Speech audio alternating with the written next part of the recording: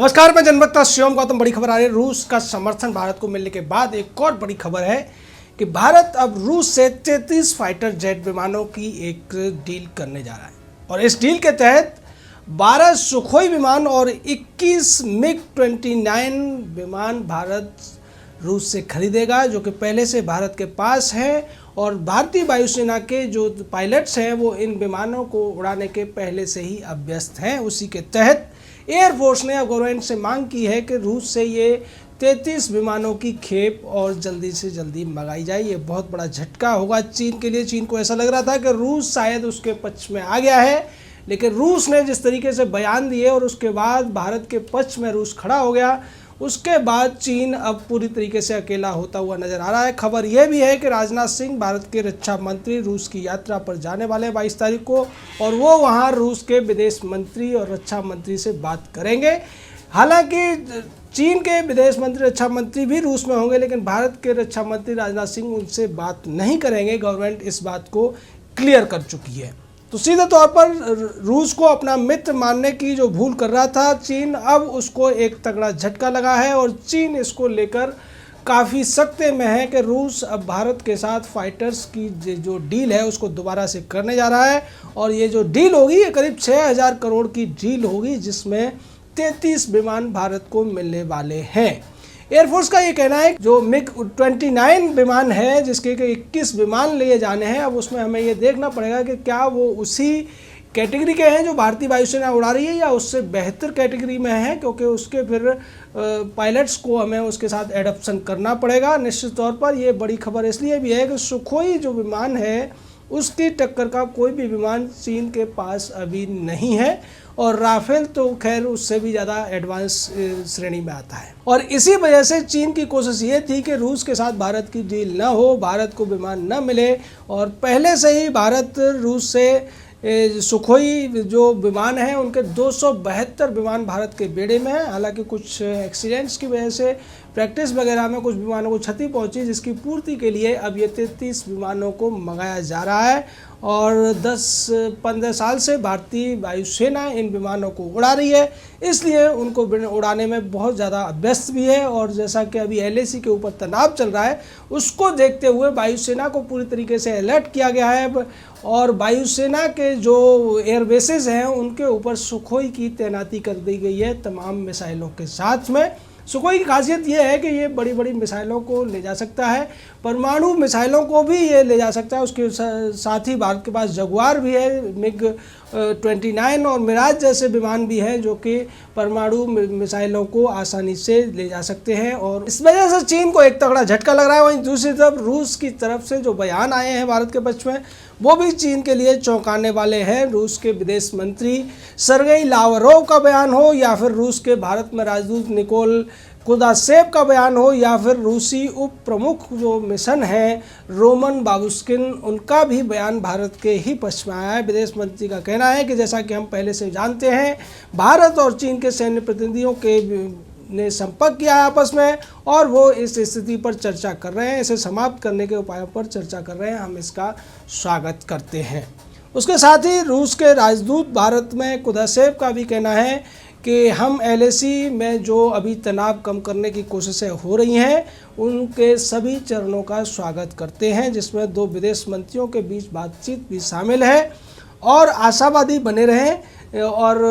Roman Babushkin का कहना है कि हम आशा करते हैं कि तनाव जल्द ही खत्म हो जाएगा और दोनों पक्षों के जो सहयोग की क्षमता है वो रचनात्मक दिशा में आगे बढ़ेगी। रूस का मानना है कि ये क्षेत्र के लिए महत्वपूर्ण है और रूस हमेशा भारत का एक दोस्त रहा है। तो इस बात को कहकर रूस ने सीधे तौर पर दिखा दिया है कि चीन जो भ्रम पालने की कोशिश कर रहा था कि अगर चीन और भारत के बीच में विवाद होता है तो रूस चीन की तरफ खड़ा हुआ दिखाई देगा। और इसको लेकर कुछ मीडिया में खबरें भी चलाई जा रही थी कि रूस ने सीधे तौर पर इस मामले में चीन के पक्ष में खड़े होने का निर्णय लिया है। लेकिन अब रूस के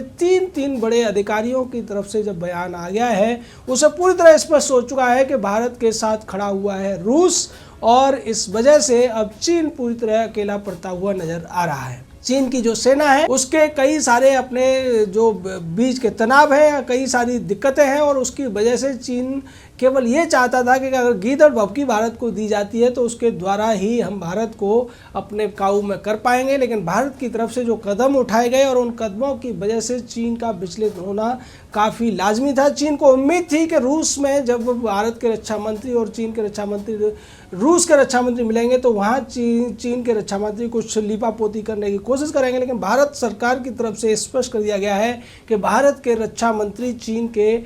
अधिकारियों से बात नहीं करेंगे, उनसे मुलाकात नहीं करेंगे। और इसको लेकर कांग्रेस की तरफ से भी प्रोपेगेंडा चलाने की कोशिश की जा रही थी। कांग्रेस ये कहने की कोशिश कर रही थी कि एक तरफ चीन भारत के जवानों को मार रहा है और दूसरी तरफ भारत के रक्षा मंत्री चीनी अधिकारियों के साथ गलवैया करने के लिए जा रहे हैं। लेकिन अब इसकी पुष्टि सरकार ने कर दी है कि भारत के रक्षा मंत्री चीनी अधिकारियों से किसी भी तरीके की बात मॉस्को में जाकर नहीं करने वाले हैं। और मॉस्को का ये जो दौरा है ये इसलिए भी महत्वपूर्ण है क्योंकि भारत और रूस के बीच जो संबंध रहे हैं और साथ ही साथ जो पिछली डिफेंस डील रही है और अभी भी जो एयरफोर्स ने नई डील की जो बातचीत की है जिसके तहत 33 विमानों को लेने की बात हो रही है, तो इस तरीके से रक्षा मंत्री की जो यात्रा है बहुत ज़्यादा महत्वपूर्ण हो जाती है। और जैसा कि होता है दुनिया में, जब भी कभी दो देशों के बीच में तनाव बढ़ता है तो दोनों ही देश अपने अपने पक्ष में तमाम दुनिया के देशों को करने की कोशिश करते हैं, उनके साथ मुलाकातें की जाती हैं, उनके साथ राजनयिक संबंधों को बेहतर करने की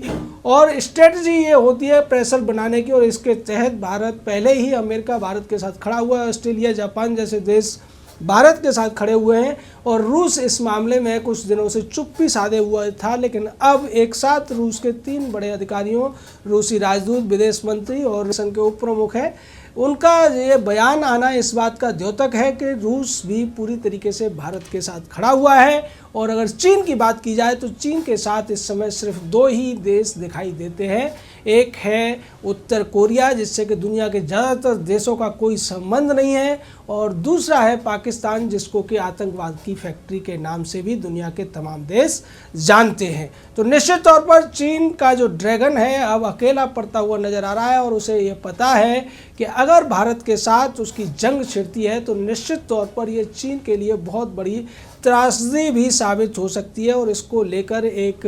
जो अमेरिकन ग्रुप है उसने भी स्टडी की है और उसका ये कहना है कि अगर देखा जाए तो देखने में चीन की सेना या चीन की जो ताकत है मजबूत नज़र आती है, लेकिन वास्तविकताओं में भारतीय सेना, भारतीय वायुसेना और भारत का जो साजो सामान है, जो हथियारों की पूरी लंबी फहरिस्त है, उसकी जद में पूरा का पूरा चीन आता है। हालांकि चीन की जो मिसाइलें हैं वो भी भारत के तमाम एरियाज़ को कवर कर सकती हैं, लेकिन भारत की जो मिसाइल है अग्नि 1 और अग्नि 2 उनकी जद में पूरा चीन आ जाता है और चीन का कोई भी शहर भारत के इन हथियारों की जद से बाहर नहीं है। और अगर भारत की वायुसेना सुखोई और जगुआर, मिराज और मिग 29 के द्वारा इस पूरे लड़ाई में आक्रमण में जुटती है तो निश्चित तौर पर चीन को तबाह कर सकता है भारत। और साथ ही साथ उस ग्रुप का यह भी कहना है कि भारत की जो सेना है उसकी जो लड़ने की क्षमता है वो चीन की सेना से कहीं ज़्यादा बेहतर है। खासकर जो LAC के लिए स्पेशली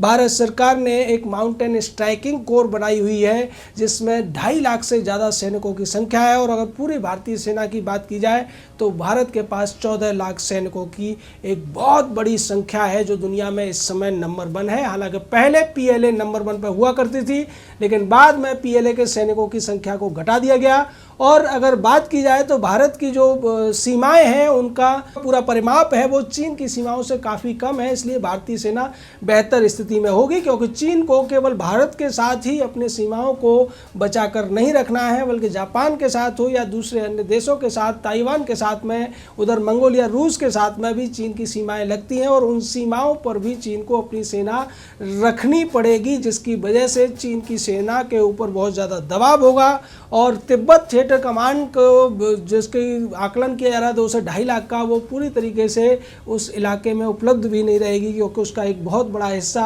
अंदर के जो विप्लव चल रहे हैं चीन के अंदर उनको दबाने में लगा हुआ है और एक और हिस्सा उसका रूस की सीमाओं पर लगा हुआ है। तो चीन को कई मोर्चों पर लड़ाई लड़नी पड़ेगी, जबकि भारत के पास केवल 2 मोर्चों पर सतर्क रहने की जरूरत है, एक तरफ पाकिस्तान और एक तरफ चीन। अगर चीन के साथ पाकिस्तान आता है तो निश्चित तौर पर पाकिस्तान भी अल्टीमेट हो जाएगा और इसकी संभावना कम लग रही है, क्योंकि पाकिस्तान अपनी आर्थिक जो कर्जे का बोझ है उससे ही उबर नहीं पा रहा है। तो उस स्थिति में चीन अकेला होगा और यही वजह है कि चीन इस तरीके की गुस्ताखी नहीं करेगा। जब गलवान में ये सारा का सारा वाकया हुआ, भारत के 20 वीर योद्धाओं का बलिदान हुआ, तो दूसरी तरफ खबर यह थी कि 43 चीनी जवानों को भारत के सैनिकों ने मौत के घाट उतार दिया, उनका एक कमांडर भी मारा गया और उसके बाद चीन की तरफ से रहम की भीख मांगी जाने पर लगी। यही दिखाता है कि चीन के विदेश मंत्री तक ने यह कहा कि भारत अपनी सेनाओं की आक्रामकता को कम करे, उनको डिसिप्लिन में रखे। तो ये वो बातें हैं जो कि दिखाती हैं कि चीन अंदर से कितना ज़्यादा खोखला हो चुका है। और ऐसी स्थिति में भारत रूस के जो संबंध हैं दोबारा से नई ऊंचाइयों को जा रहे हैं। भारत की जो जेट विमानों की डील होने वाली है, वो सारी चीज़ें हैं जो चीन का सरदर्द बढ़ाने वाली हैं। जय हिंद, जय भारत।